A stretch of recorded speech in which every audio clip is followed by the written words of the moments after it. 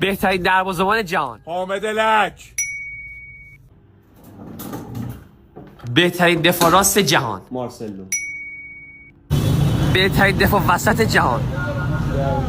وسط جهان راموس. بهترین دفاع وسط جهان. مالدینی. بهترین دفاع چپ جهان. روبرتو کارلوس. بهترین هافک جهان. موله. بهترین هافک هجومی جهان. سلام داداش. سلام. نوری شاهین. با اجازه. آقا بهترین هافک دفاعی جهان. آقا ماکلله. با اجازه. آقا بهترین فوروارد راست جهان. مسی.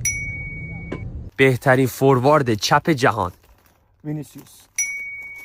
واسه ببینم.